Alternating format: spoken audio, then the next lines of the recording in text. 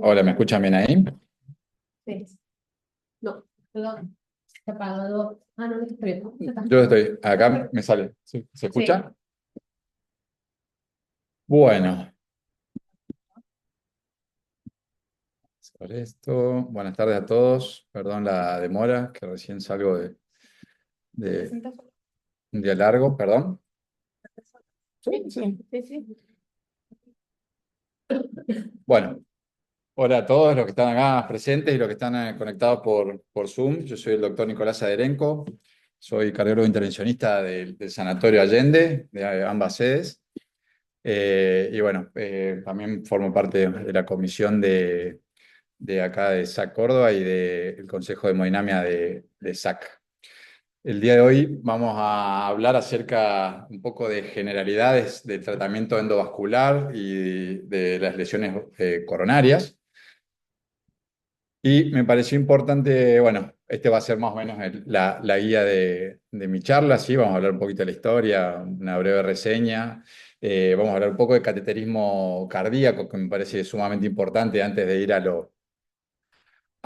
digamos, al tratamiento. Me parece que es importante repasar un poco las bases. No sé si todos estarán haciendo residencia en algún centro que tenga hemodinamia o están familiarizados con los procedimientos de hemodinamia. Entonces me parece que vamos a repasar un poco de eso, que me parece que es muy importante, y bueno, luego hablar un poco del tratamiento. Vamos a hablar acerca de los métodos complementarios de imagen y de fisiología que tenemos en la sala de hemodinamia. Y por último, bueno, el tratamiento, que la angioplastia coronaria propiamente dicha. El primer cateterismo documentado de la historia lo hizo este alemán, ¿sí? En el año 1929, que el señor decía que si uno se pasaba un catéter por cualquier vena o se introducía un catéter por cualquier vena, podía llegar a la aurícula derecha, y lo demostró él mismo insertándose una sonda Foley, ¿sí? En el brazo izquierdo. Se cateterizó y luego fue y se hizo una radiografía y vio y demostró su teoría, que era de que uno podía realizar cateterismos ingresando por cualquier vaso y llegar a las cavidades cardíacas. A este hombre, por supuesto, lo despidieron porque decían que era un loco, y después, un año más tarde, le dieron el premio Nobel por este descubrimiento. Y bueno, ¿y cuáles son las indicaciones generales del cateterismo cardíaco, ya sea para estudiar las coronarias o el cateterismo periférico? Periférico nos referimos siempre a todo lo que no tenga que ver con el corazón, ¿sí? O sea, ya sea carótidas, angiografías cerebrales, angiografía de miembros inferiores, arteriografía de vasos esplácnicos. Eh, y principalmente los podemos agrupar en algunos grandes grupos, que es, bueno, el más utilizado del cateterismo cardíaco propiamente dicho de las estudios coronarias, es cuando uno sospecha de una cardiopatía isquémica, ¿sí? Un paciente con angina estable o angina inestable, pacientes con síndromes coronarios agudos, ya sea con o sin supra-ST. El estudio de valvulopatías, ¿sí? Ahí generalmente hacemos cateterismos derechos e izquierdos, o a veces cuando el paciente ya tiene indicación de un reemplazo valvular, siempre se recomienda hacer un cateterismo cardíaco de las coronarias para evaluar a ver si, además de la lesión valvular, tiene alguna lesión coronaria, y entonces uno durante la cirugía aprovecha y le hace el bypass. En pacientes trasplantados, los cateterismos se realizan para tomar biopsias, o una vez trasplantado el paciente, para evaluar la enfermedad del injerto. En cardiopatías, en arritmias que se sospeche que sean de causa isquémica, previo obviamente a una cirugía cardíaca cualquiera sea, pacientes con hipertensión pulmonar para evidenciar o evaluar correctamente las presiones intracavitarias, cardiopatías congénitas, etc. Y cuando hablamos de las coronarias, las guías lo clasifican como clase 1 a la indicación de un cateterismo cardíaco en pacientes que tienen una respuesta inadecuada al tratamiento antianginoso, ¿sí? Pacientes que están con Angor y no mejoran con la medicación.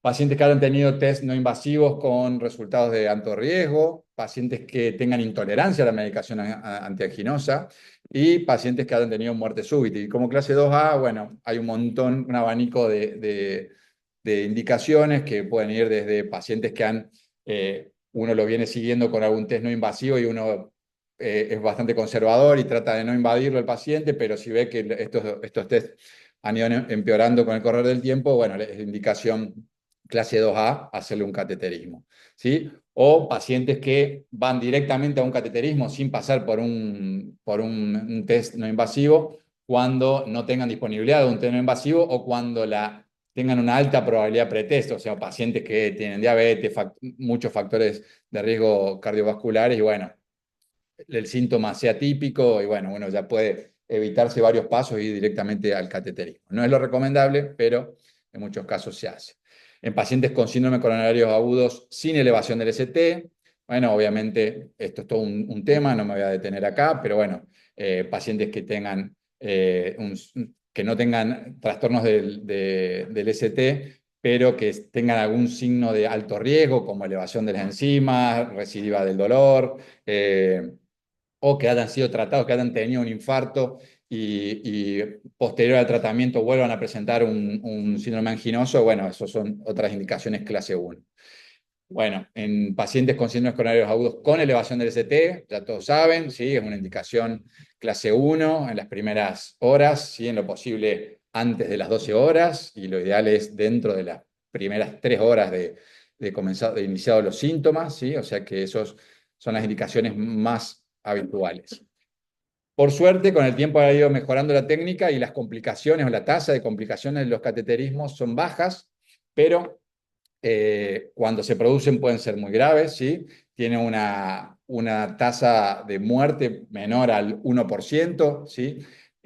Una tasa de infarto, cuando uno indica un cateterismo por cualquier causa, muy baja, es menor al 0,05%, ¿sí? Accidentes isquémicos cerebrales, digamos, como stroke y todo eso son complicaciones que pueden suceder y que casi, por suerte, no son frecuentes, pero hay que tenerlas en cuenta y por ende no indicar un cateterismo así porque sí, siempre tener en cuenta que por ahí uno si le decide hacer un cateterismo a un paciente que uno sabe que está sano, lo está sometiendo a un riesgo, ¿sí? Innecesario, entonces hay que ser prudentes y por ahí con un test no invasivo uno ya puede tener más información. Las vías de acceso, ahora ya hablando directamente del cateterismo coronario, pueden ser la femoral, la radial, la arteria braquial o la radial distal. La radial distal es una arteria que se puso de moda o es un acceso que se puso de moda últimamente, que no se utiliza mucho porque es bastante complejo, que es punzar al paciente acá a la altura de la tabaquera anatómica. Eh, hay teorías de que disminuiría la tasa de complicaciones como la trombosis de la arteria radial, pero prácticamente les digo que no se usa mucho, ¿sí? Las más utilizadas son la vía femoral y obviamente la radial. El acceso femoral, como les dije, es la primera elección en muchos centros. Hay una gran experiencia con este acceso, ya que los primeros cateterismos se realizaron por vía femoral, entonces todos los catéteres que utilizamos están diseñados para ser utilizados por vía femoral, uno se adapta y los utiliza para la vía radial, pero todo el material está diseñado para eso, ¿sí? Es ideal en pacientes inestables este acceso, ¿por qué? Porque es más fácil de acceder, una arteria de mayor calibre, entonces uno puede introducir, o sea, uno reniega menos para la punción porque es más fácil sobre todo en un paciente que está inestable, que puede estar chocado, que tiene el pulso débil y por ahí a veces es difícil localizar el pulso y así punzarlo. Entonces, en esos pacientes, bueno, lo más rápido es utilizar esta vía de acceso, pero obviamente en pacientes obesos es una complicación porque uno tiene que atravesar la piel, el tejido adiposo, hasta llegar a la arteria y después la compresión o cuando uno retira el introductor puede traer complicaciones, ¿sí? Las referencias que utilizamos para una punción correcta es, si estamos en una sala de hemodinamia, generalmente utilizamos la radioscopía, en el cual nuestra referencia es el borde inferior de la cabeza del fémur, ¿sí? Ahí lo dividimos en 3 tercios a la cabeza del fémur y uno trata de ingresar por el tercio interno, el tercio, digamos, del medio, ¿Por qué? Porque sabemos que si uno punza a esa altura, si uno está introduciendo sobre la piel a esa altura la aguja va a ingresar más o menos a esta altura, ¿sí? Va a ingresar por la mitad de la cabeza del fémur. ¿Y por qué tenemos que tener cuidado con estas referencias? Porque, bueno, muchos sabrán las complicaciones que podemos tener, que, bueno, la más común es hacer un hematoma o un pseudoaneurisma, que eso muchas veces se debe a una mala compresión o una compresión dificultosa por las características anatómicas del paciente, pero a lo que más miedo le tenemos es a la hemorragia retroperitoneal, porque sabemos que puede pasar desapercibida y uno cree que está todo bien y con el correr de las horas el paciente de repente se choca y se termina muriendo si uno no piensa en que el paciente puede haber tenido una hemorragia retroperitoneal. Entonces acá pueden ver en el gráfico qué es lo que puede pasar. Si uno punza por encima de la cabeza del fémur, uno se mete en cavidad retroperitoneal, entonces si uno transfixa la arteria, luego para comprimirla no puede hacer una buena hemostasia, uno no se da cuenta porque esto está bien profundo y bueno, se puede pasar eso por alto y tener una complicación muy grave. El diagnóstico de la hemorragia retroperitoneal es con tomografía y la resolución es quirúrgica. El pseudoneurisma, que es lo más frecuente, que se debe a que no se generó una buena hemostasia y se formó una capa de tejido extravascular sobre el hematoma, que ese hematoma obviamente sigue recibiendo presión de la arteria y va empujando y haciendo crecer cada vez más el aneurisma. Entonces, al principio uno puede no palparlo y esto puede aparecer dentro de las primeras 24 a 72 horas, ¿sí? El diagnóstico se puede hacer por semiología, ¿sí? Tocando, sintiendo el pulso y viendo que hay algún sitio que tiene alguna dilatación, o ocultándolo, ¿sí? Con el estetoscopio, y si uno escucha algún soplo frémito, bueno, hay que sospecharlo. El diagnóstico se hace con ecodoppler y según sus características muchas veces se puede resolver con el mismo ecodoppler realizando una compresión prolongada guiada por ecodoppler. Y así como se ve angiográficamente un pseudoaneurisma. Si el pseudoaneurisma mide más de 2 o 2,5 ya por Doppler, bueno, ya no hay que insistir mucho porque duele, ¿sí? La compresión, entonces ya directamente hablar con los cirujanos vasculares porque la resolución es quirúrgica. El acceso radial, bueno, es el preferido por los pacientes porque la recuperación es más rápida, es mucho más cómoda. Técnicamente es más compleja, por eso es necesario hacer una curva de aprendizaje. Tiene algunas complicaciones que pueden ser la trombosis de la arteria, la más frecuente es el espasmo de la arteria, ¿sí? Eso porque al ser una arteria de menor calibre y una arteria que está muy inervada, cuando uno la toca o la punza o la toca sin querer, o incluso cuando uno hace la anestesia, eso puede generar vasoespasmo y eso duele muchísimo y es muy difícil de revertirlo. Entonces, para evitar todas esas complicaciones, uno cuando punza, generalmente le hacemos lo que se llama un cóctel antitrombótico y antiespasmódico, que se hace generalmente una dosis de 5.000 unidades de heparina y algún vasodilatador. Lo que más utilizamos es la nitroglicerina, se dan 100 microgramos de nitroglicerina por procedimiento. Bueno, esta es la técnica que no me voy a detener mucho acá.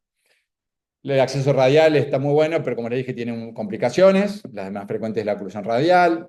Pueden haber perforaciones, sobre todo en la angulación del codo, en el pliegue del codo, donde sobre todo las viejitas a veces pueden tener algún rulo de la arteria y uno no se da cuenta y cuando pasa la guía poder perforarla, incluso a veces no nos damos cuenta porque estamos tan acostumbrados que pasamos la guía pasó bien y pasamos el catéter y el catéter también la terminó lesionando. Bueno, eso puede ser una complicación grave y provocar la complicación más temida del acceso radial, que es el síndrome compartimental.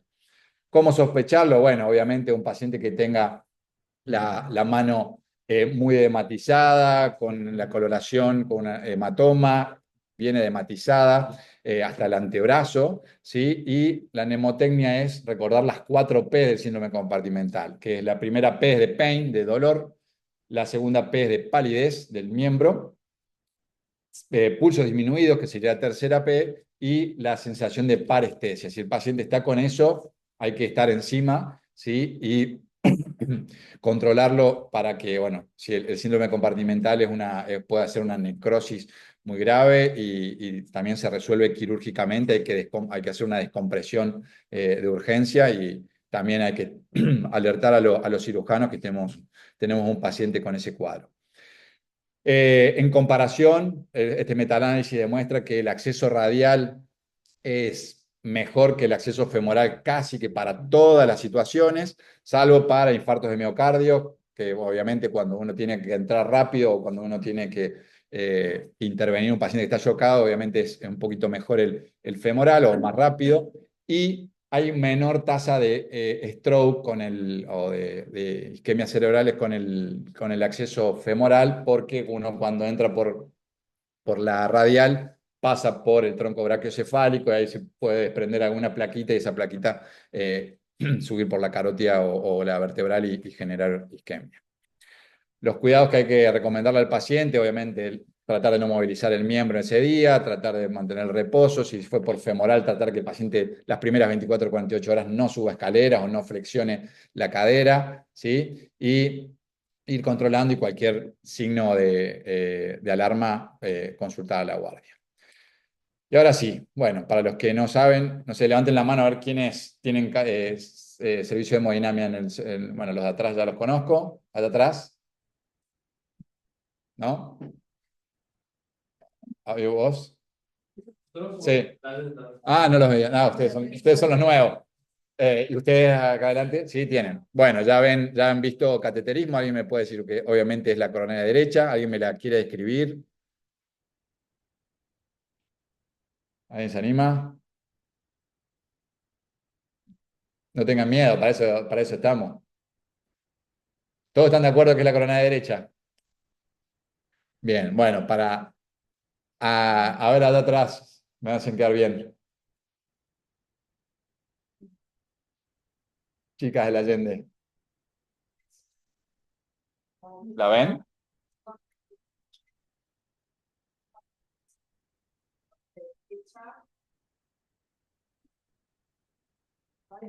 Silencio, con buen flujo, se llega hasta los lechos distales, en la DP, y un póstero de muy naranja. Bueno, ¿ven algo anormal? Parece no se ven chiquito, pero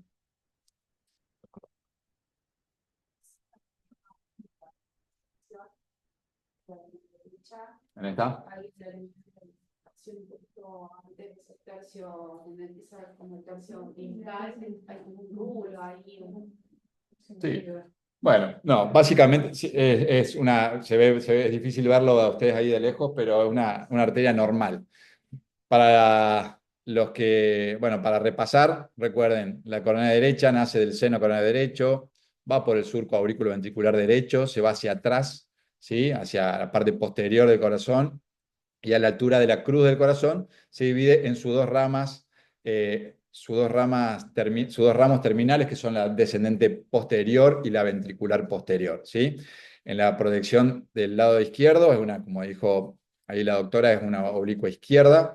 No importa las proyecciones, pero para que sepan los que no están acostumbrados, realmente como regla, como mnemotecnia, cuando vemos la columna en la imagen a la derecha, uno puede saber que es una proyección en oblicuo izquierda, ¿sí? Cuando la columna está del otro lado es la proyección contraria, ¿sí? Esta es una coronaria derecha que se puede decir que es dominante porque da el ramo descendente posterior, que es un ramo descendente posterior grande, y el ramo ventricular posterior, que en los libros y en los dibujitos lo van a ver como si fuese un tridente, que yo siempre les digo. Parece como el tridente de los diablitos, ¿sí?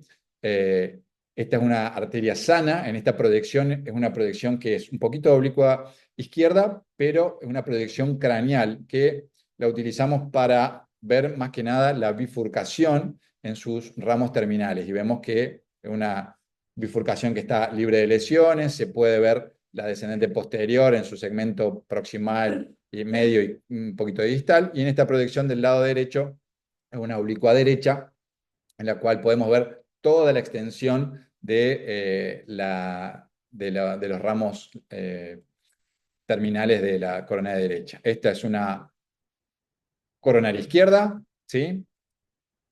También empezamos en la coronaria izquierda, empezamos la primera protección, suele ser la oblicua derecha, ¿sí?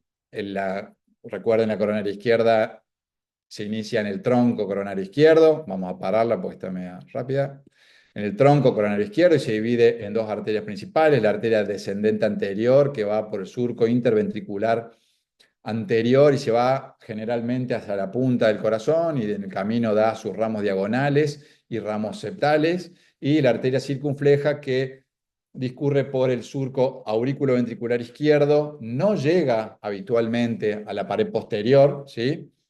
Cuando llega a la pared posterior es codominante, y en el camino da ramos marginales, ¿sí? Que van hacia la pared lateral del corazón, y ramos aurículo-ventriculares, que sí pueden continuar y dirigirse hacia la pared posterior del corazón, ¿sí? Todos los ramos que salen hacia atrás, o sea, obviamente el corazón, acá está la silueta cardíaca, esta sería la punta del corazón, esta sería la base, todos los ramitos que vean que se van hacia atrás son ramos que generalmente son ramos auriculares, no se les da mucha importancia. En esta proyección es una proyección ideal para evaluar la arteria descendente anterior, es una proyección craneal, en la cual vemos todo el trayecto por el surco interventricular de la descendente anterior y hacia la pared lateral salen los ramos diagonales y hacia el lado contrario generalmente vemos los ramos septales, que eso obviamente discurren por dentro del septum ventricular.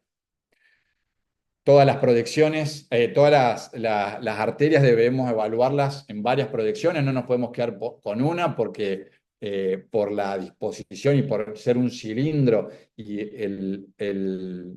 las angiografías ser un luminograma, o sea que solamente vemos la luz del vaso, no estamos viendo todo el contorno del vaso, vemos solamente por dónde pasa el contraste, depende de cómo incida el rayo del angiógrafo, vamos a poder ver la lesión más o menos severa, ¿sí? Entonces hay que verla en diferentes angulaciones cuando uno tiene duda y mínimamente las arterias deben ser evaluadas en dos proyecciones ortogonales, ¿sí?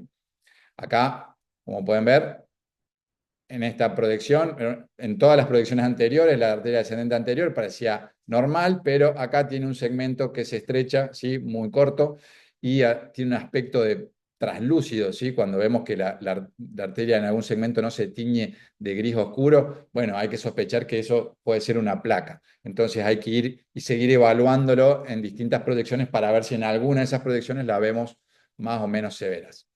Estas son las proyecciones caudales para ver la coronaria izquierda. Esta es la que tiene nombre propio y muy conocida por ustedes, que es la Spider, que acá se ve muy bien. Y acá esta proyección nos permite evaluar principalmente el tronco, ¿sí? Desde el ostium del tronco, el cuerpo del tronco y su bifurcación y sus ramos que salen, o sea, el origen de la descendente anterior, el origen de la circunfleja. Muchas veces ahí salen ramos que si salen más del lado de la circunfleja, se dicen que son laterales altos, o se los llama como laterales altos, o cuando están bien en el ángulo del nacimiento de la descendente anterior y la circunfleja, se lo denomina como ramo intermedio o diagonales, ¿sí?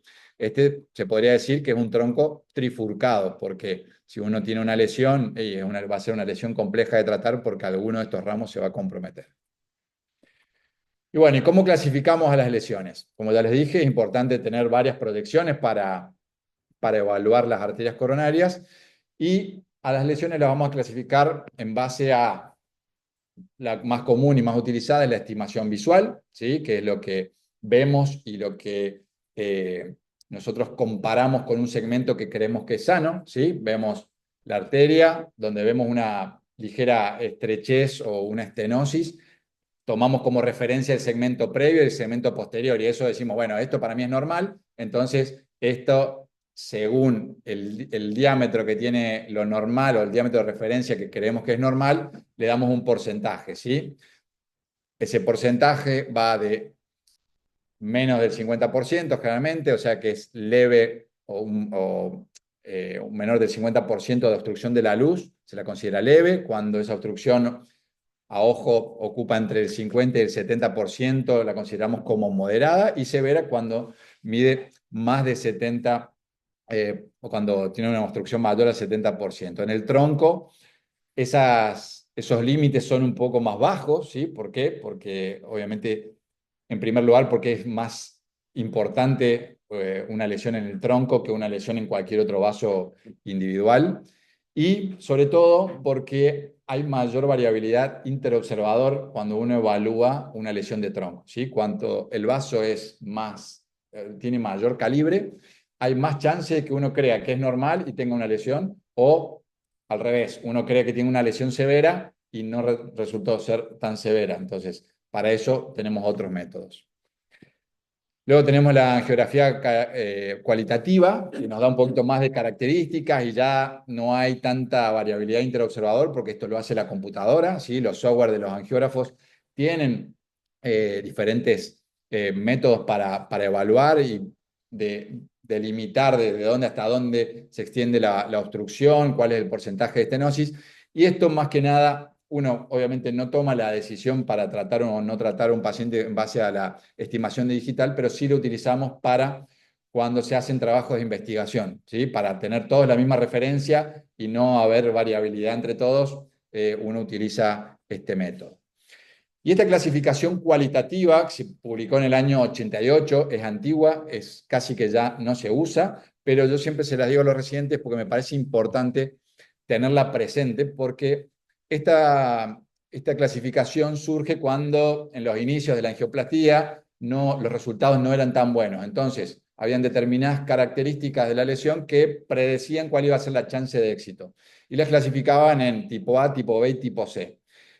Lesiones que eran cortas, que no tenían calcificación, que era un segmento que era de fácil acceso, que no estaban cerca de una bifurcación, que no tenían trombo, y bueno, eran lesiones que seguramente iban a andar bien, entonces tenían una tasa de éxito mayor al 85%, esas se las clasificaban como tipo A. Las que eran más extensas o ya empezaban a tener algún detalle de mayor complejidad se las clasificaba con tipo B, y las tipo C ya eran las que ya estaban, eran lesiones oclusivas, mucho calcio, lesiones tortuosas, angulaciones, las bifurcaciones.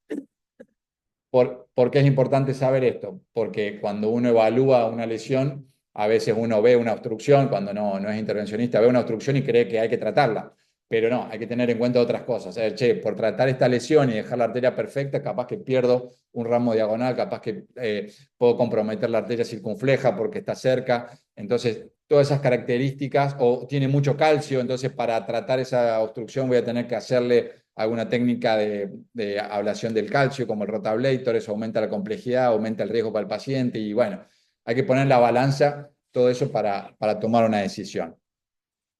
Se las clasifica según la característica de las lesiones, tenemos un montón, acá lo pueden ver en el cuadro, ¿sí? Si hay o no trombo, las disecciones, esto lo pueden ver en el Brandwall. Y acá sí me detengo un ratito porque es muy importante, que es todo un capítulo del libro de los intervencionistas, es el tema de las bifurcaciones. Las bifurcaciones tienen una clasificación propia, que es la clasificación de Medina, que es una clasificación binaria, o sea que le da un valor de 0 o 1 a si hay o no hay lesión. 0 para no hay, 1 para si hay una lesión mayor al 50% en la bifurcación, en los segmentos que comprometen la bifurcación, que son obviamente el segmento proximal del vaso principal, el segmento distal del vaso principal y la rama lateral. Si cada uno de esos segmentos tiene lesión o no, uno lo va clasificando obviamente, si hay lesión en los tres segmentos, es 1, 1, 1. Si hay lesiones solamente en el vaso principal, pre y post ramo lateral, es 1, 1, 0, y así. ¿Para qué nos sirve eso? También nos sirve para pensar en el tratamiento. Si un paciente como este es un paciente nuestro, un paciente real, ¿cómo clasificarían esta lesión? Alguien, a ver, doctor, en base a la estimación de Medina.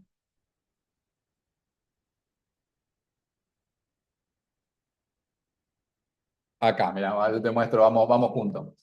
No me sale la flechita. Previo a la bifurcación. ¿Hay lesión? No. ¿Te parece que no?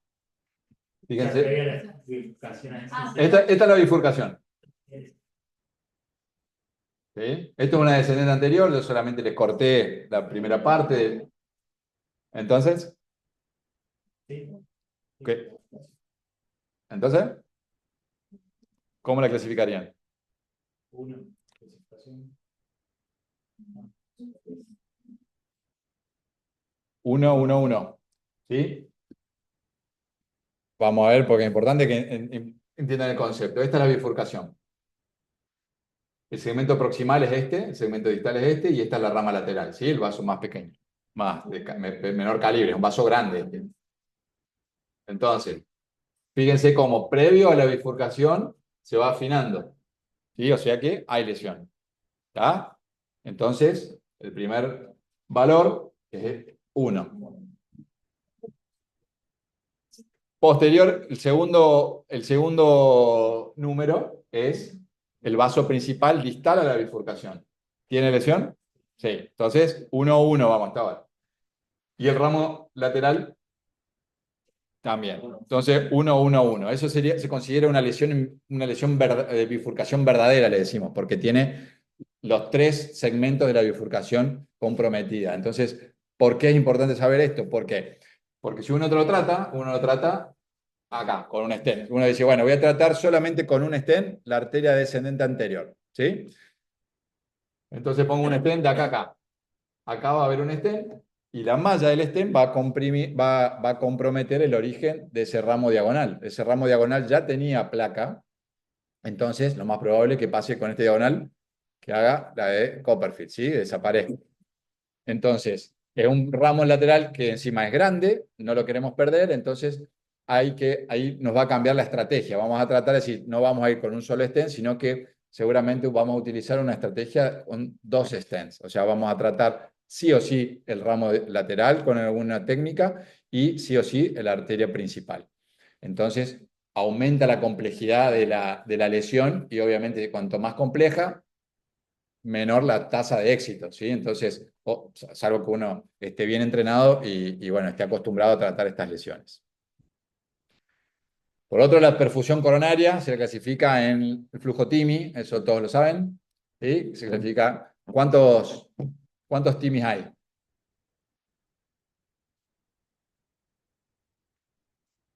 Hagamos la múltiple choice. 1, 2, 3 o 4.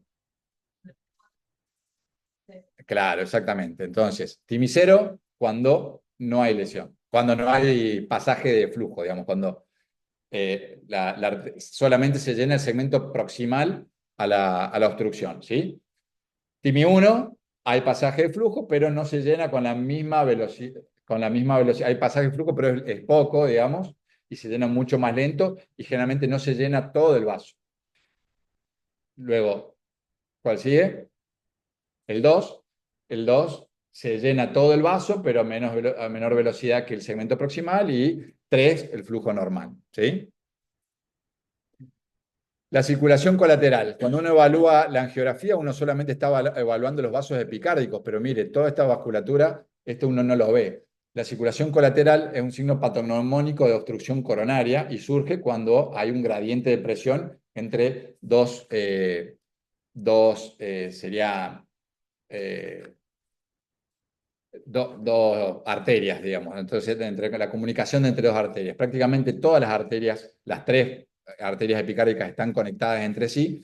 Y si el tiempo de obstrucción le permite, y si la obstrucción va siendo progresiva y no es abrupta, eso va haciendo que los pequeños vasitos, ¿sí? Debido a este gradiente de presión que se produce de un lado y del otro, se vayan abriendo, se vayan dilatando y se vayan desarrollando y vayan conectando los 2 segmentos y protegiendo un territorio miocárdico. Y ahí surgen los vasos colaterales que nosotros le decimos los bypasses naturales que le decimos al paciente.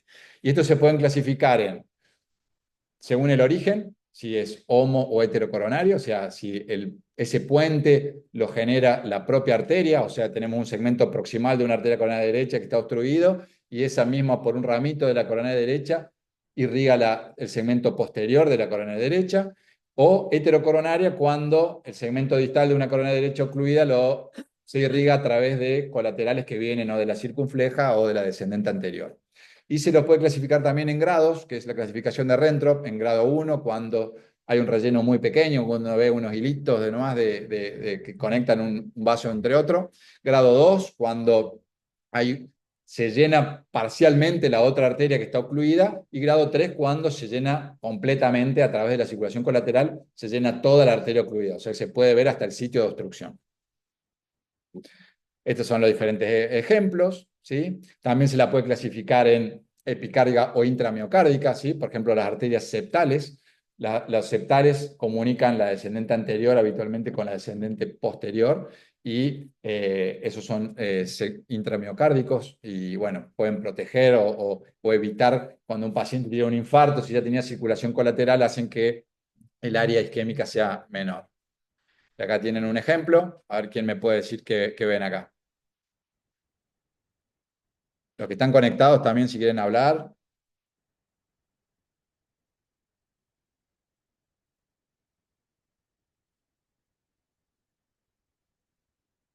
¿Qué les parece?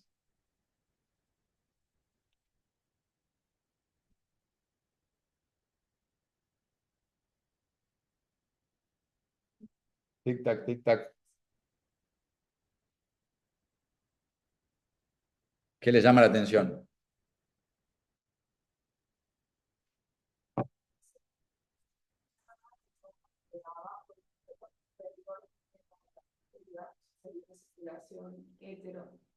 ¿Y qué les parece que esté irrigando? Exactamente. Eh, es una geografía compleja, ¿sí? Este es el tronco de la coronaria izquierda, esta es la descendente anterior, que tiene incluso una lesión, tiene una lesión acá a nivel proximal, pero esta arteria, fíjense, cuando termina y cuando se termina de llenar esta arteria, aparece lo que dijo la doctora acá en esta parte, ¿sí? Ahí abajo. Ese es el ramo descendente posterior de la coronaria derecha. Esta tiene entonces una circulación colateral y miren esto, esta arteria tortuosa acá, que aparece por acá, que es la que conecta. Acá lo vamos a ver en otra proyección. Esta es la descendente anterior, esta es la circunfleja, el mismo paciente, y acá se ve este ramo que aparece acá atrás, que se llena al final y queda todavía reteniendo contraste. Después de que se limpia la coronaria izquierda, esto queda con contraste y, bueno, eso es una circulación colateral heterocoronaria. Lo mismo. Y acá pueden ver la arteria coronaria derecha que no está, ¿sí? Esa es la coronaria derecha que está ocluida en su segmento, casi en su ostium, y tenía circulación colateral, por suerte, a través de la circunfleja y la descendente anterior hacia el ramo DP. Y bueno, entonces ahora vamos a hablar un poquito de cuáles son los métodos complementarios. Como dije antes, la cinecoronografía es el método igual estándar para el diagnóstico de la enfermedad coronaria, pero tiene sus limitaciones, las que ya nombramos, ¿sí? Que según la angulación podemos sobreestimar o infraestimar una lesión. Entonces, para repasar las principales limitaciones de la arteriografía o de la cinecoronografía es la gran variabilidad interobservador, ¿sí? Todos acá en la sala podemos discutir y todos tener razón. Hay dificultad para definir lesiones excéntricas porque hay veces que la angulación del equipo o la anatomía del paciente no permite que uno pueda hacer proyecciones en algunas angulaciones. No nos brinda información funcional, que sabemos que es lo más importante, ¿sí? O sea, no sabemos si da isquemia o no. Lo único que sabemos es que hay una obstrucción.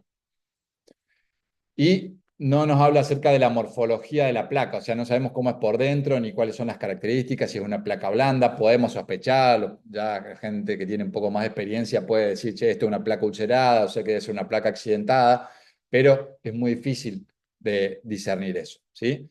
Entonces, para eso, bueno, y acá ejemplos, perdón, algunas situaciones en donde más nos equivocamos, que obviamente, como les dije antes, el tronco, las lesiones en bifurcación, las lesiones ostiales, lesiones que tienen mucho calcio, lesiones por restenosis intraestén, el metal del estén a veces no permite que uno vea o pueda evaluar bien las arterias.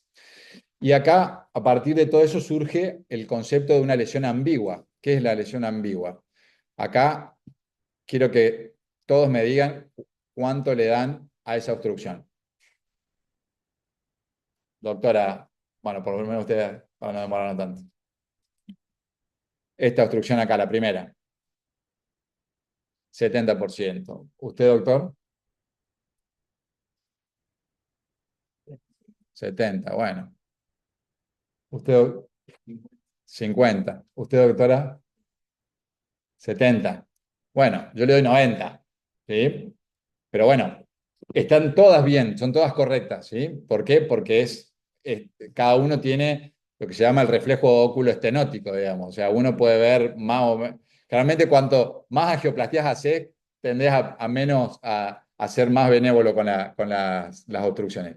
Pero entonces, las obstrucciones que varían entre un 50, un 40, 70% o más en vasos de gran calibre, se definen como lesiones ambiguas. O sea que son lesiones que, si no tenemos información, si el paciente está sintomático, bueno, y es lo único que tiene, y bueno, vamos a tratar esa seguramente. Pero si el paciente está asintomático, vos le pediste una cinecoronografía y te encontrás con esto, y me tenés que justificar si hay que tratarlo o no, ¿sí? Tenemos otras lesiones acá de ejemplo, por ejemplo, esta descendente anterior.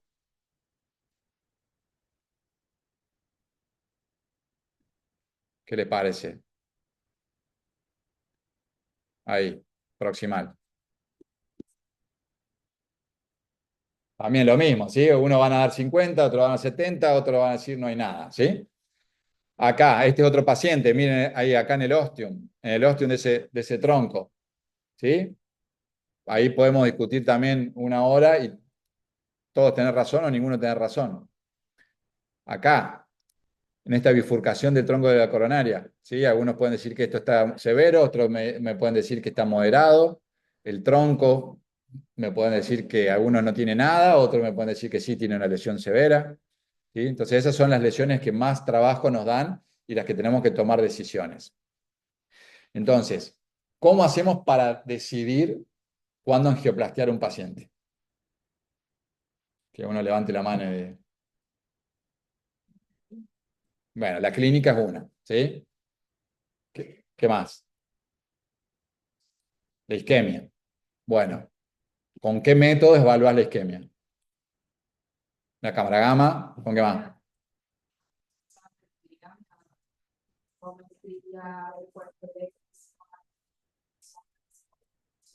Bien. Bueno, qué me puede tirar la ergometría? ¿Cuáles son las limitaciones de la ergometría?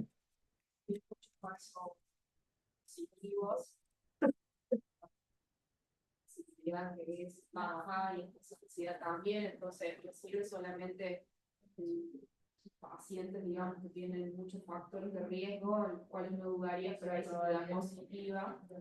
Pero si es un paciente joven, que la gran mayoría de los médicos piden ergometría como un screening, la gran mayoría también te dan un falso positivo y a veces sí tienes que desempatar con otro método porque es un poco...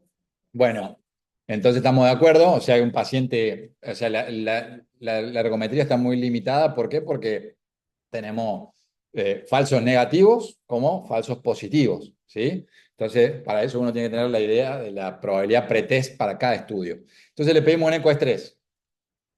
El ecoestrés te da normal, pero el paciente tiene síntomas. ¿Nos quedamos tranquilos? ¿No? ¿Cuáles son las limitaciones principales del ecoestrés? ¿Eh? Una. Ajá. No llegar la frecuencia cardíaca. Exactamente. Bueno, entonces, es dependiente del operador, dependiente de la frecuencia cardíaca, ¿sí? No tiene, por ahí podemos encontrar muchos trastornos de motilidad, que la mayoría de las veces no se corresponden, entonces no tiene una resolución espacial. Entonces pedimos una cámara gamma. ¿Cuáles son las limitaciones de la cámara gamma?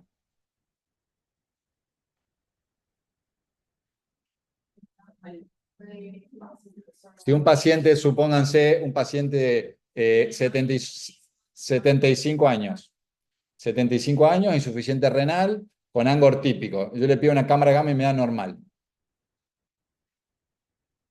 Claro, exactamente. La circulación balanceada o la isquemia balanceada, ¿sí? O sea que lesiones de tronco. Otra cosa, el paciente tiene bloqueo de rama izquierda. Ahí ya pierde toda su capacidad la cámara gamma. Entonces ahí empezamos a tener otros métodos que, bueno, la tomografía coronaria, ¿sí? O la resonancia cardíaca, que son mucho más sensibles, mucho más para detectar enfermedad coronaria. Y eso pasó mucho tiempo, y ustedes no sé si lo conocerán en el estudio, porque es un estudio viejo, pero el estudio Syntax 1 comparaba a ver pacientes con lesión de tronco que iban a la cirugía y otros a angioplastia. Y obviamente vieron una mayor mortalidad y mayor tasa de complicaciones en la angioplastia. Pero 10 años más tarde se volvió a hacer otro estudio similar, ya con la tecnología disponible al día de hoy, con los métodos complementarios que tenemos en el día de hoy, y se vio que hubo una reducción de esa tasa de complicaciones del 46%, ¿sí? Y sobre todo un 43% de la reducción de muerte comparado con el Syntax 1. ¿Y por qué se vio eso? Principalmente porque aparecieron estos métodos complementarios que son un método que estudia la fisiología coronaria, que es el FFR o IFR, que ya lo vamos a ver, y dos métodos que evalúan la morfología de las arterias coronarias, que son métodos de imagen, que son el IBUS y el OCT. Los que están en verde son los que tienen evidencia y soporte de la evidencia científica, y en amarillo el OCT, que es la tomografía de coherencia óptica, todavía le falta, pero es un método muy bueno. El FFR básicamente lo que es una guía, ¿sí? Una guía de presión que mide la diferencia que hay entre la presión posterior a una lesión en comparación con la presión aórtica, o sea que es la presión previa a la lesión. Como ustedes obviamente saben, la presión que hay en los vasos y en la microvasculatura debería ser exactamente igual a la presión aórtica. ¿Sí? ¿Sí o no? ¿Sí o no? Cric, cric, ¿no?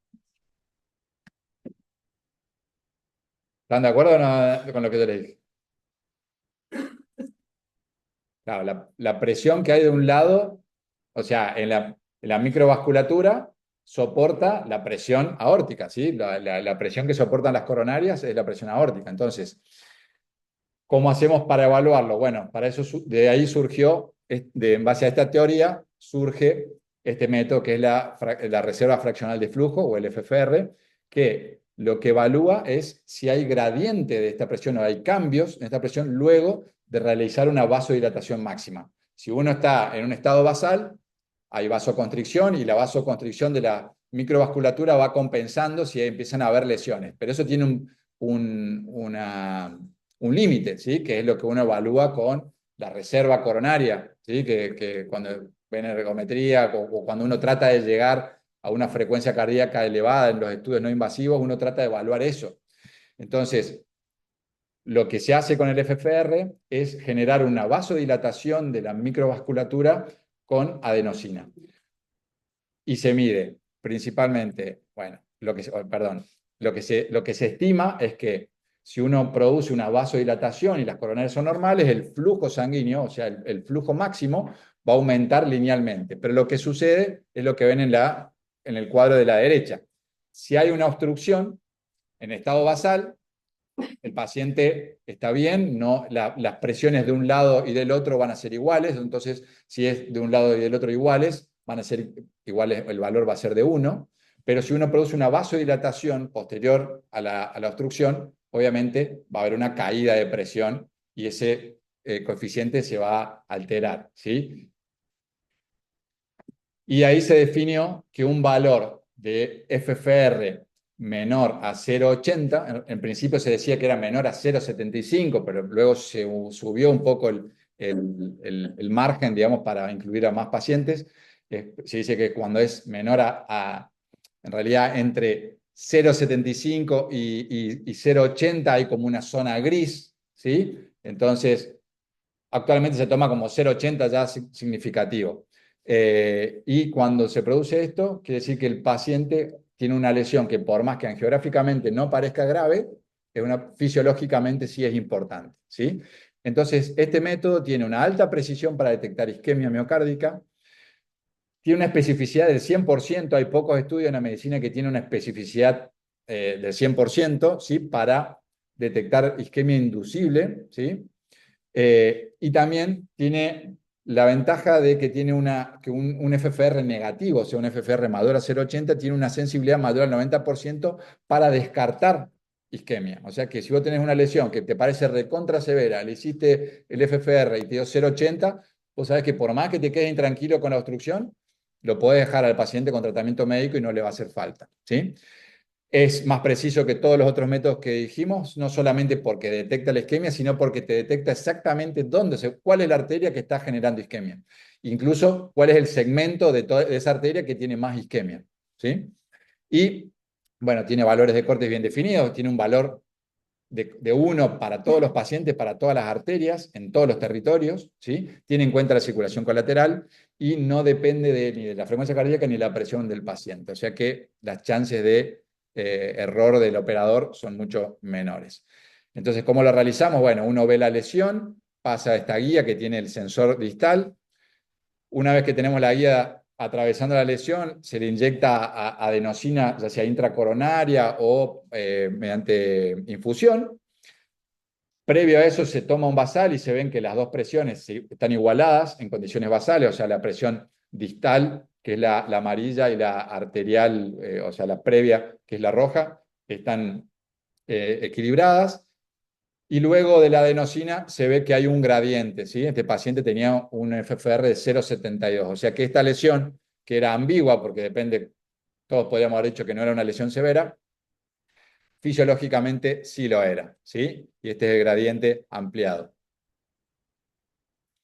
Bueno, este método fue evaluado en diferentes trabajos y el primero que demostró su utilidad fue el estudio FAME, que demostró que mejora los resultados clínicos. O sea, si uno elige tratar guiado por FFR, va a tener muchos mejores resultados que si lo guía solamente por la angiografía.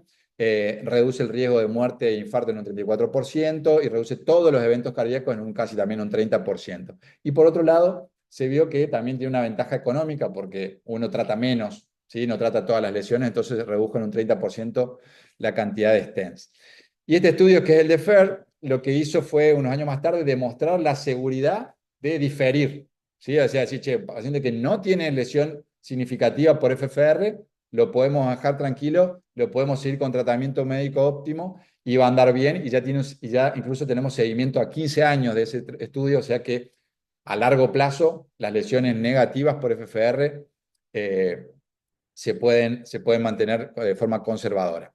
También se vio que es importante no solamente el que sea positivo o no, sino cuán positivo es la lesión. Cuanto más positiva es la lesión, peor es el pronóstico de esa lesión. Y por otro lado, también se vio que tratar lesiones que son negativas, ¿sí? Le empeoramos el pronóstico al paciente, porque era un paciente que no iba a tener nada y de repente le pusimos un stent, lo tuvimos que doble antiagregar, aumentamos el riesgo hemorrágico, ese stent se trombosó, se restenosó, entonces, o sea, poner un stent no es gratis, entonces hay que tener en cuenta eso. Bueno, acá también es más de lo mismo. Y para nombrarles nada más, posteriormente al FFR surgen los índices de reposo, que es casi lo mismo, pero con la ventaja de no usar adenosina. El problema de la adenosina es que, si alguno habrá hecho alguna para revertir una taquicardia sinusal, el disconfort, el dolor de pecho que siente el paciente o la sistolia que puede tener el paciente, y eso la verdad que lo pasan mal. Entonces, surge este método que prácticamente es la misma guía o el mismo dispositivo y que se lo comparó y en varios estudios se definió que lo que sí, el valor no es el mismo, sino que se subió el rango a 0,89, entonces un valor de 0,89 equivale a 0,80 del FFR, ¿sí? Un valor de 0,89, perdón, del IFR equivale a un valor de 0,80 del FFR. O sea que si evaluamos solamente por IFR, el paciente con lesiones mayores a 0,80 y 0,90 se pueden diferir. Por otro lado, tienen el beneficio o la ventaja, tanto el FFR como el IFR, que sirven como sirven para evaluar el resultado post-angioplastia, ¿sí? Uno evalúa previo, ve que la lesión es positiva, si la trata, si le colocamos el stent y luego le hacemos un nuevo pasaje del FFR y vemos que continúa siendo positivo, quiere decir que hay alguna lesión que no vimos o que no tratamos o que la lesión era muy difusa y capaz que nos quedamos cortos con el stent, entonces podemos ir mejorando. Y esto se vio en este estudio, que pacientes a los cuales se los randomizaban, algunos se los evaluaba y se les hacía un IFR. Si el FFR era por debajo de 0,90, se la consideraba como positivo, o sea que quedaba con isquemia residual. Y si estaba por encima de 0,90, se lo consideraba como un resultado óptimo. Y se vio que los pacientes que tenían un IFR menor a 0,90 tuvieron un peor pronóstico a largo plazo con esa angioplastia. Y ya para finalizar, bueno, los métodos de imágenes que tenemos son el IBUS, que el IBUS es el ultrasonido intravascular coronario, que utiliza ondas de ultrasonido para evaluar y hacer cortes tomográficos intracoronarios. Este método ya se comparó con estudios histológicos y se vio que tiene una excelente correlación con la histología, ¿sí? Y lo que nos permite delimitar es, sobre todo, la placa, las características de la placa, las características del vaso, lesiones que no estamos viendo, como disecciones, ¿sí? Espasmos, incluso hasta puentes miocárdicos. Y lo que nos define son básicamente tres capas. Esto sería un vaso sano. Nos divide en tres capas. Vemos la íntima, la media y la adventicia. Y las lesiones las comparamos en base a la refringencia que tenemos, o digamos, nuestro basal de refringencia sería la adventicia. Todo lo que sea más refringente que la adventicia es una placa dura o más fibrótica, ¿sí? Y si produce sombra acústica, es una placa con alto contenido de calcio. Y si es menos refringente que la adventicia, es una placa blanda, o sea que tiene más contenido lipídico, o sea que es una placa más peligrosa con más riesgo de accidentarse. Entonces, ¿cómo las clasificamos? En blanda, lipídica, pueden ser mixtas, o sea, cuando tienen diferentes componentes, calcificadas propias, que son lesiones que tienen una circunferencia de calcio, ¿sí? Se ve sombra acústica alrededor de todo el vaso, o fibróticas, cuando uno ve una placa bien refringente, pero no hay sombra acústica. Nos permite tomar mediciones y nos da características cualitativas y cuantitativas de las lesiones. Lo que usamos más que nada es el área luminal mínima, que nos define si esa lesión o esa estrechez es significativa o no, o puede generar isquemia. Se define para cualquier vaso un área luminal mínima de mayor de 4 para que sea normal y menor de 4 milímetros cuadrados para que sea anormal o que sea fisiológicamente positiva. Ese concepto, no sé si me lo entienden, pero quiere decir que si uno mide el área luminal mínima de un vaso que parece sano y esa área es menor a 4, y probablemente en ese sector esa placa puede estar dando isquemia. Si la placa o en ese segmento tenemos un área mayor a 4, nos podemos quedar tranquilos e incluso sin hacerle FFR o algún otro método invasivo, nos podemos quedar tranquilos que no es fisiológicamente significativa. Como verán acá, este es un ejemplo, esto es nuestro. Esta es una lesión que angiográficamente no se veía severa, pero el paciente estaba con isquemia y cuando uno lo evalúa tenía un área de 3,4 milímetros cuadrados. O sea que en ese segmento, que era una descendente anterior, tenía una lesión severa.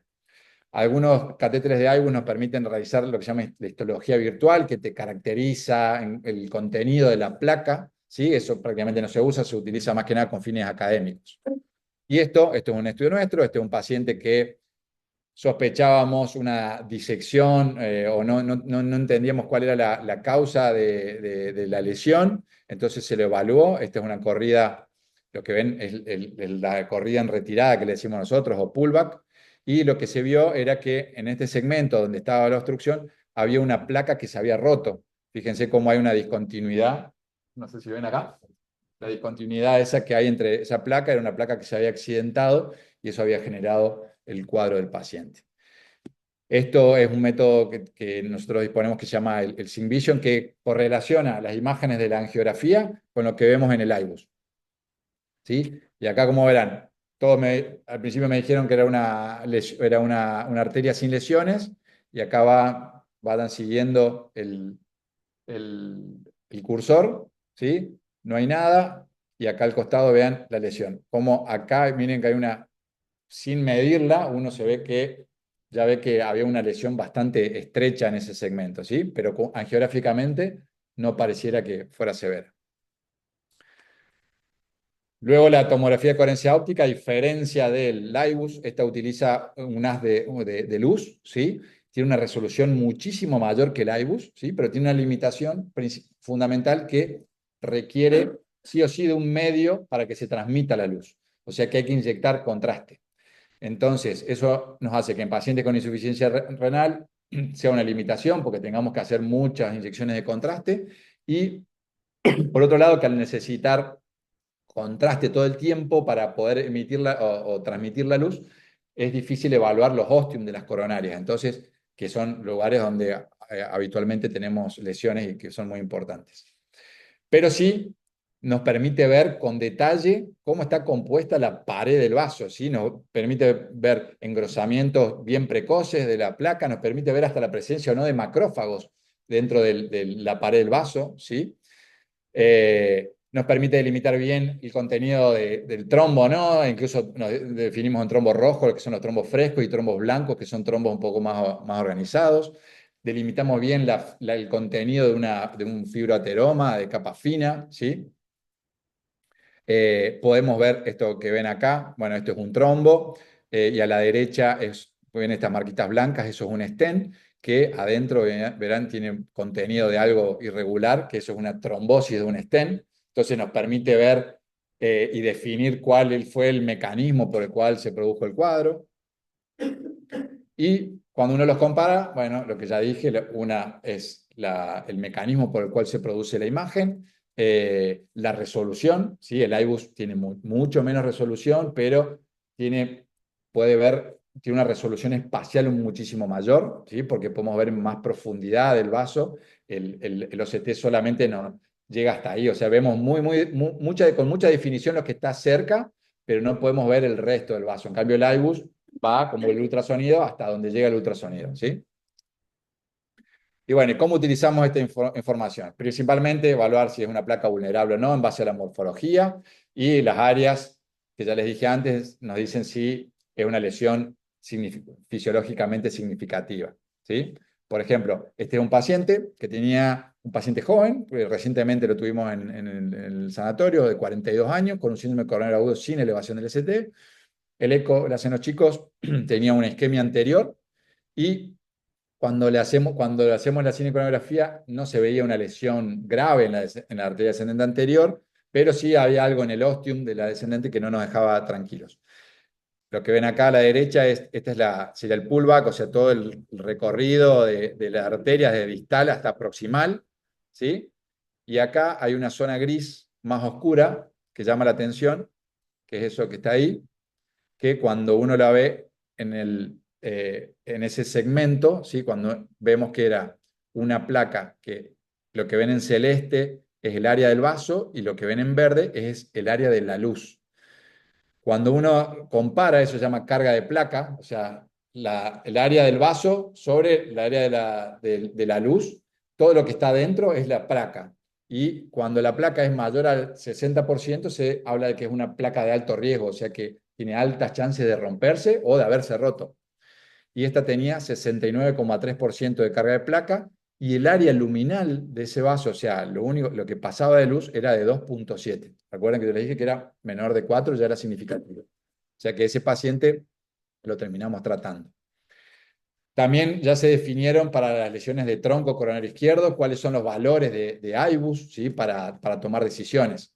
Un valor, cuando uno evalúa un tronco coronario izquierdo y si tiene un área menor a 4,5, y la indicación es de tratarlo. Si está entre 4,5 y 6, uno debería evaluar con otro método para tomar la conducta, pero cualquiera de las opciones está bien, o diferirlo, mantenerlo conservador, o tratarlo.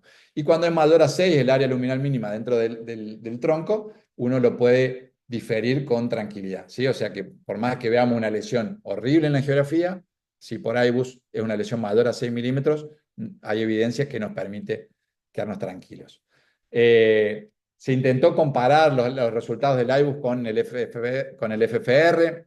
Todavía no se lo puede tomar como un criterio, decir, che, por imágenes solamente, todavía el FFR sigue ganando, o sea que una lesión guiada por FFR es mucho mejor que una lesión guiada por IBUS, salvo que la lesión que uno evalúa por IBUS sea realmente estrecha, o sea que si ya tiene un área como el que vimos antes, de 2,6 milímetros cuadrados de área, y esa lesión es severa, o sea que hay que tratarla.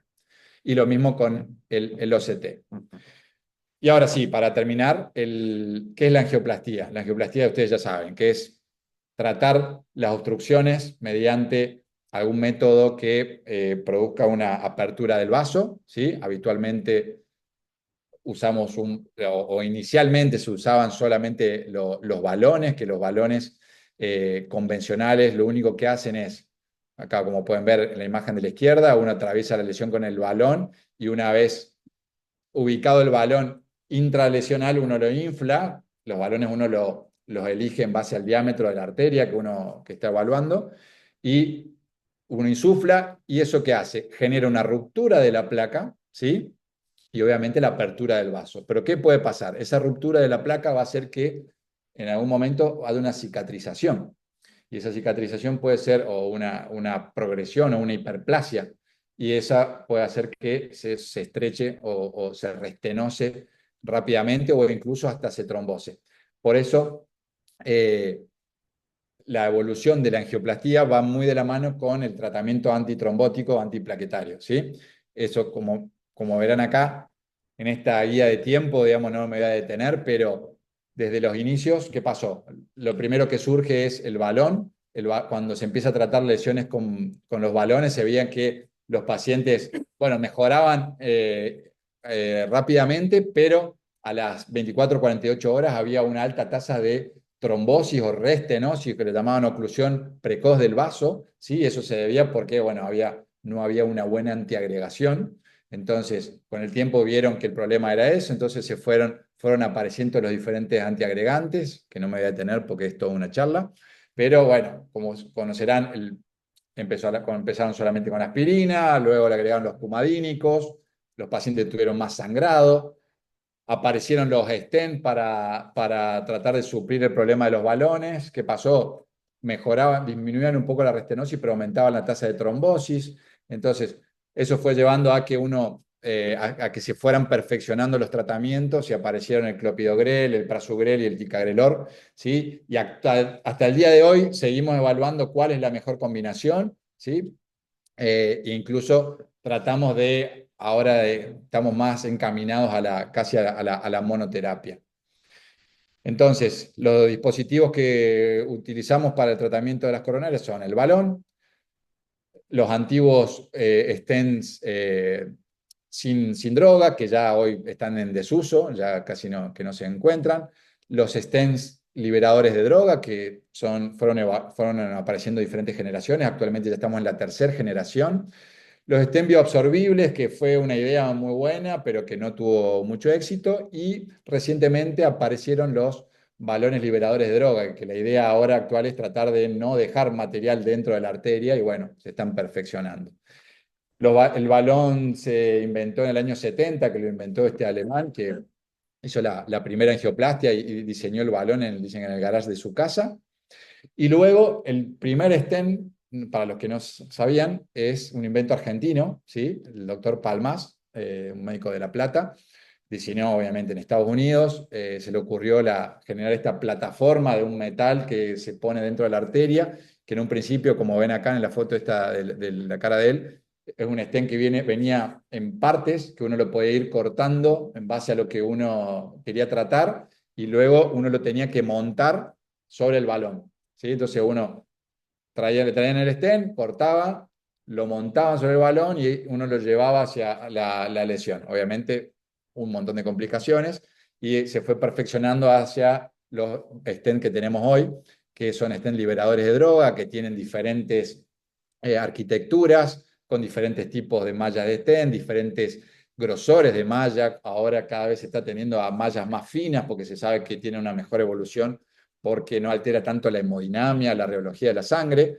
y todos tienen estas cavidades, pequeñas cavidades que permiten el transporte de la droga. Entonces, básicamente, los stents están compuestos por su malla de metal, la droga que está sobre la malla de metal y un polímero que hace que sea biocompatible con el paciente, digamos, y a su vez que llegue al lugar donde nosotros queremos. Y acá una breve reseña de lo que fueron los stents bioabsorbibles, que hay diferentes componentes, que la idea era que uno ponía un stent, abría la arteria y con el tiempo ese stent desaparecía porque se transformaba en energía. ¿Qué pasó? No desaparecían como uno pensaba, es más, tuvieron una alta tasa de trombosis, por lo tanto, hace un par de años se sacaron del mercado. Y lo que les dije anteriormente, ahora lo que está muy de moda es la angioplastia con balones liberadores de droga para evitar dejar metales. Por lo pronto, hasta ahora la única indicación que hay, o las únicas indicaciones que hay de estos dispositivos es restenosis intrastent, para no seguir poniendo mallas y mallas dentro del stent, vasos de fino calibre, ¿sí? Que son vasos que ya son tan finos que si uno le pone un stent corre el riesgo tanto de romperlo como de estrechar más la arteria, o cuando uno trata una bifurcación y quiere dejar bien linda la rama lateral y no le quiere poner otro stent, uno puede utilizar estos dispositivos. Este es un ejemplo, este es un paciente que tiene una restenosis de 2 stents del tronco, sobre todo acá en la circunfleja. Estos son balones liberadores de droga, entonces uno mejora la lesión sin dejar otro stent adentro. Ahí todavía queda un poquito. Y al final quedó resuelta la obstrucción o la restenosis de esa circunfleja sin colocar otro stent que iba a aumentar la tasa de restenosis. Sepan, cuanto más stent colocamos, cuanto más fino es el vaso, más chance de que ese stent se restenose. Hasta el momento la evidencia muestra de que comparado con los stent liberadores, bueno, todavía le falta mucho terreno por ganar, pero sí se vio que una de las grandes ventajas es que uno al no tener metal dentro del stent y la droga disolverse rápidamente y eso disminuye el riesgo de trombosis, entonces los pacientes pueden ser antiagregados durante menos tiempo y eso disminuye la tasa de ¿cómo es? Perdón, la tasa de sangrado. Esto es para que hagan una angioplastia, la complejidad de una angioplastia en bifurcación, ¿sí? Habitualmente cuando hay lesiones como las que dijimos, esta sería también una 1-1-1 porque tenía lesión previo, post, y bueno, no, en realidad sería 1-1-0, perdón. Y acá se va a tratar con un solo stent. Miren, cuando uno trata con el stent, ¿qué pasa? Esa placa, si uno la aplasta mucho, puede protruir y terminar tapando esto. Y la misma malla del stent puede obstruir la arteria.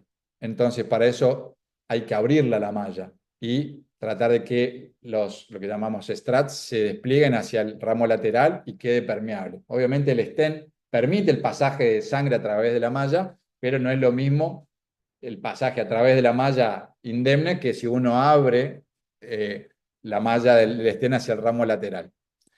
Y acá vemos la diferencia entre la angioplastia anterior, que era solamente con un stent, a una angioplastia con 2 stents. Se pone un primer stent en el ramo lateral y miren lo que hay que hacer después, que por ahí a veces cuesta entender cuando uno lo ve o cuando uno ve los resultados posteriores a la angioplastia. Luego se aplasta, miren este stent, el que habíamos colocado previamente en el ramo lateral. Se lo vuelve a aplastar para que esa malla quede más abierta y los orificios de los stents permitan pasar a otra guía. Tenemos que pasar balones de nuevo, abrir la malla del stent y aplastar toda esa maraña de alambres que quedan ahí. Y por último, colocar otro stent. Pero ¿qué va a pasar ahora? Va a pasar que esta malla va a ocluir nuevamente el origen de este ramo lateral, entonces hay que volver a reingresar, volver a dilatar. Entonces, como ustedes se pueden imaginar, hay sitios de las bifurcaciones donde van a quedar con muchas mallas, muchas capas de mallas. Y eso altera totalmente la anatomía del vaso y puede generar o predisponer a una restenosis. Entonces, como verán, cuando uno piensa en una bifurcación, no es una lesión así nomás. Y el tratamiento antitrombótico, hay que tener en cuenta siempre poner la balanza el riesgo isquémico versus el riesgo hemorrágico. Cuando el riesgo isquémico es mayor, como lo vemos con la presentación clínica, no es lo mismo un paciente estable que uno inestable. La anatomía, ¿sí? No es lo mismo una bifurcación que una lesión en tercio medio. La cantidad de stent que le pusimos, ¿sí? Eso nos va a hablar de la potencia de antiagregación que le tenemos que dar, ¿sí? Tenemos que empezar a pensar en tratamientos más agresivos como un prasugrel o el ticagrelor. Y el riesgo hemorrágico nos lo va a dar la edad, las comorbilidades, la presencia de neoplasias, que el paciente se haya operado recientemente o los antecedentes ya de hemorragia. Cuando hay más riesgo hemorrágico, bueno, hay que ser más benévolos, hay que tratarlo con aspirina y clopidogrel, y cuando hay mayor riesgo isquémico, como le dije, cualquier combinación, acuérdense de la edad, ¿sí? Que es un factor importante para decidir qué combinación de antiagregantes utilizar. Y las guías te recomiendan que básicamente los pacientes, la mayoría tienen que estar doble antiagregado, sea cual fuera el cuadro, 6 meses. Si el paciente fue un síndrome coronario agudo, bueno, tratar de extenderlo a los 12 meses, pero no es necesario mantenerlo hasta los 12 meses o tampoco es necesario a veces porque es algo dinámico. Obviamente, al principio el paciente tiene mucho riesgo isquémico y bajo riesgo hemorrágico, pero con el tiempo ese riesgo isquémico desaparece y aumenta el riesgo hemorrágico. Entonces, uno debe recordar que existe el switch, ¿sí? Que se puede ir escalando, ¿sí? Conforme a cómo se vaya modificando ese paciente. Si aumenta el riesgo isquémico, darle uno más potente y viceversa. Y bueno, no les doy el caso para no hacerlo más largo. Muchas gracias.